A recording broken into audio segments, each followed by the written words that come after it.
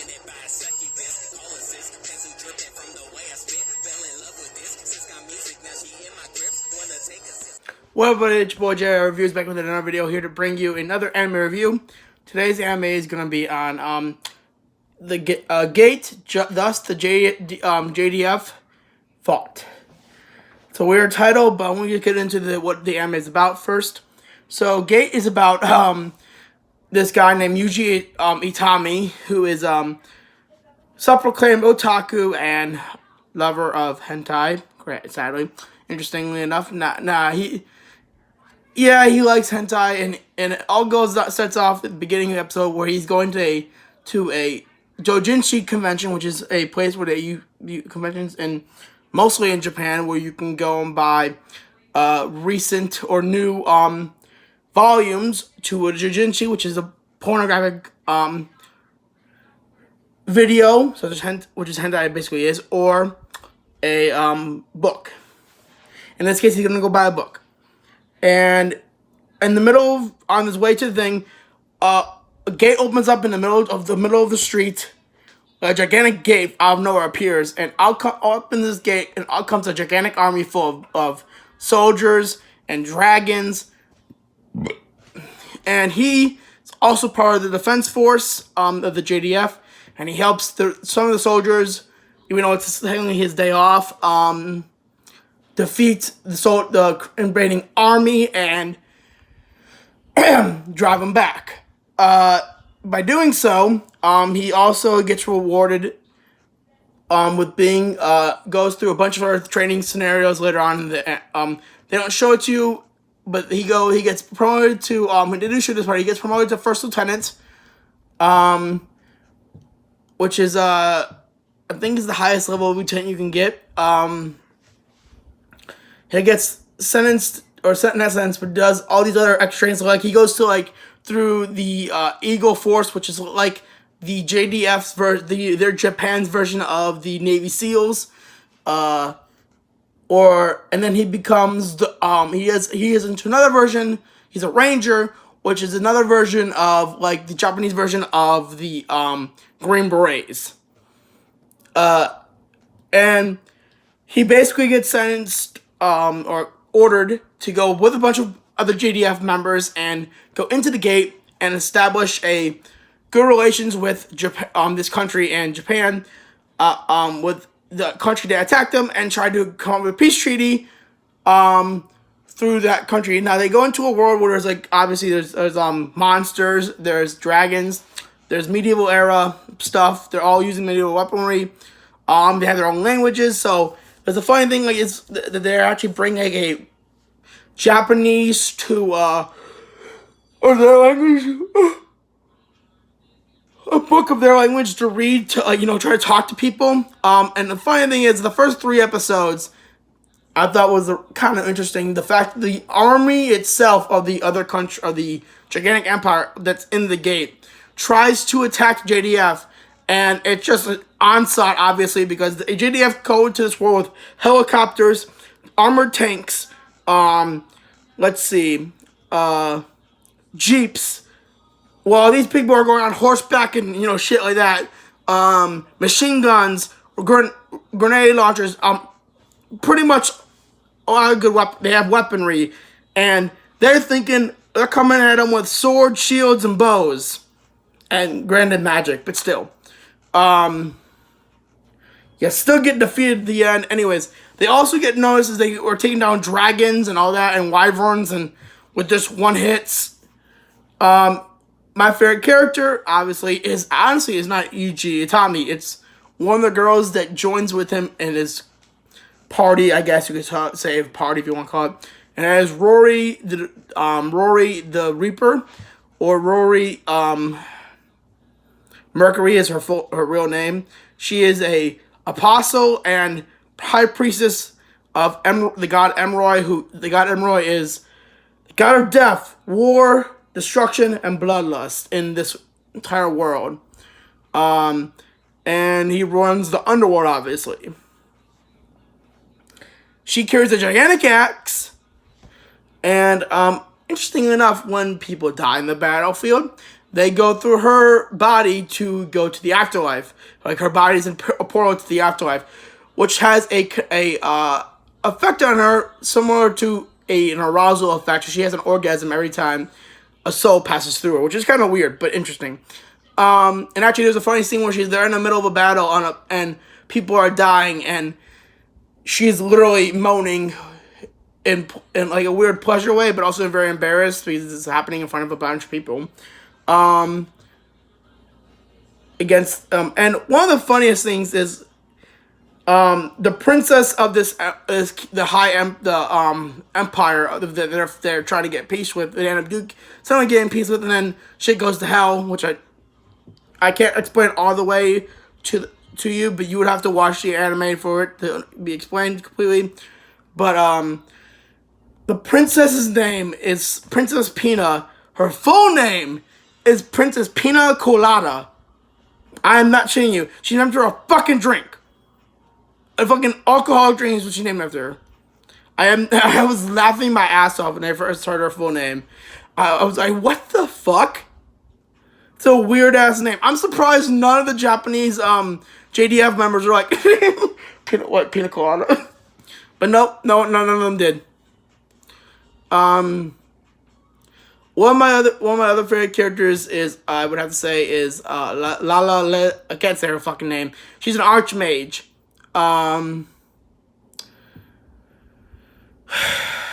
What else can I tell you about this anime that's interesting? The fact that that there are elves. Obviously, there's elves in this. There's one elf that thinks of lost her father to a flame dragon that they end up killing later on in the anime, but thinks is so heartbroken and mentally scarred from it because she kind of watched her father get killed by the flame dragon while she was pushed in a well by her father to be protected. That she is basically trying for the first few episodes after she's introduced. She is basically searches the entire area every day for her father. And then and then she starts thinking Yuji is her father because they kind of look similar, and and then when she finally snaps out of it and says, and realizes, yeah, Yuji probably is not her father, she's like, now you can start calling me fathers. And no, actually, I kind of like calling you that. So is it okay if I call you that? It's like, I guess so. I mean, I have no problem with it. But she calls him Papa, obviously, which is interesting. Anyways, the things they when they see helicopters, these people are like, what is that giant metal bird? I'm like, it's a helicopter. The funny thing is I think about this is it's really just the fact that they're trying to establish peace, and there's also weird scenarios where, for example, the Japanese vice prime minister has to go in there at one point, and there's a huge party between bunch of royal upstanding families in the empire and the Japanese dignitaries, and in the thing, he gives a 12-year-old girl. One of the guys, one of the other people gives him I forgot his name, but he was like a secretary to the lead secretary to the vice minister, prime minister, and he gives her a pair of pearls. And the pair of pearls, and after that, she thinks it says we're engaged to be married. I'm like, what? He's like, what the fuck? It's like, yeah, apparently, in this world, when a guy gives them something like that of nice of a gift, it is a symbol of an engagement, it is a symbol of proposal of marriage. So they're engaged, and he denies it outright until the very to when it actually her life is in danger, and he says, he screams out her name, and she runs to him and says, "You will not touch her because she is my future wife." And I'm like, bro, really? Like, I understand you could have just said you could not touch her because she's under Japan's protection, because this land right now is considered part of Japanese territory. But like, you don't have to go that far and say you're engaged to a 12-year-old. But like, whatever. But then again, different world, different, I guess, laws. I mean, whatever, right? One of my favorites. 1 second. Could you not play that? I'm trying to make a video, and if you do that, I can get demonetized. It's not loud. I heard it from my room. Why can they can hear it? Well, I'm not lowering it. Well, then go in your room, please. You can't hear it. Whatever you say. Sorry about that, guys. Anyways,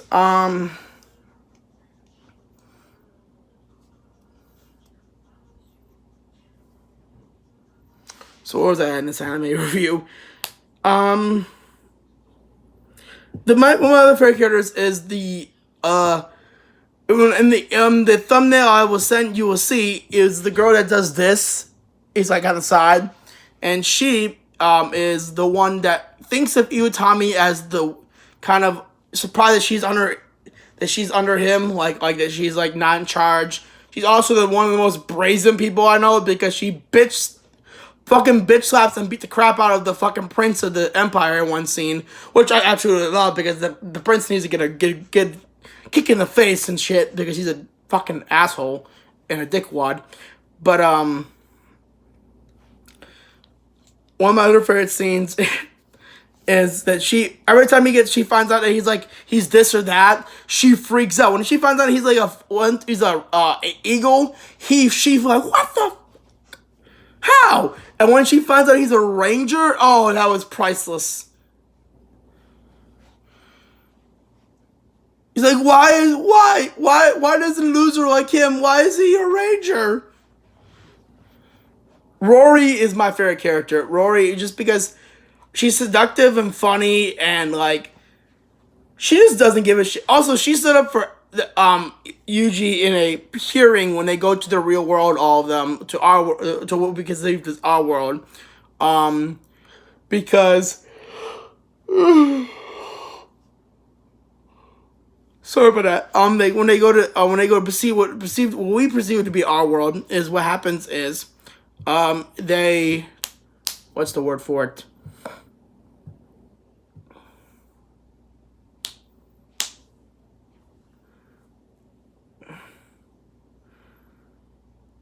Fuck. Is they get called in because they were doing they're also there to protect people, obviously, and establish refugees if there's refugees there, and also negotiate the terms of the hostages that they had taken of the empire that attacked them in the first place to return them. Anyways, also there were some Japanese hostages too, surprisingly. So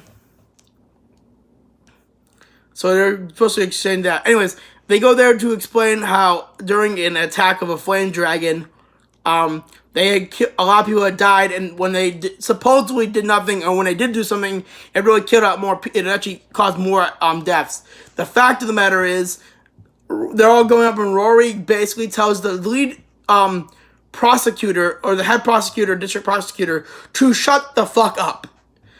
Out of nowhere, and she's wearing which I like about Rory, she's wearing a fucking like morning gown and everything, a morning, and literally says, he goes into the microphone, can you please shut the fuck up? And everyone gasping, no one says it to someone in the middle of like a broadcast, but let alone say it during to an elder, supposedly, because she looks like she's a 12-year-old, 11-year-old, 15-year-old girl. And then she's like, would you please shut the fuck up? Also, my bad, Rory's also a demigod. I forgot to add that. And she's like, yeah, like, no. And how dare you tell me to do that? In this country, we respect our elders. And she's like, and then she goes into the microphone and is like, actually, I'm 981 years old, so respect me, bitch. In a way, she's like, yeah, respect me, bitch. I'm older than you. And then they're like, and we're like, oh, how could she be that old? Because she looks like, yeah, but she's a demigod, so And then they go around the room and it's like, to the 15-year-old, to the elf girl, they're like, how old are you? I'm 157, I'm 148. Like, but she looks like 16, 17. Yeah, right, am I right? And then the one that's, on the left there, The Archmage, whose name I was gonna call her Lala, was because that's her name's would be considered technically. Lala's like, they're like, how old are you? I am 15. It's like 1500. No, I'm 15. She's actually like 15, and also Lala is pretty funny in the fact that her older sister is. It's just, you gotta watch the anime. I can't describe everything, guys, for you. There are some anime where you just have to watch for yourself, and I'm gonna say this now. There's really nothing ecchi happens in this anime. There's nothing ecchi itself. I mean, there's no nudity almost. There's well, there is nudity, but like you don't see anything. Honestly, just go watch the anime. That's all I gotta say. You'll have a good time. I'll see you in the next video. And this is hope to see you guys soon. Peace.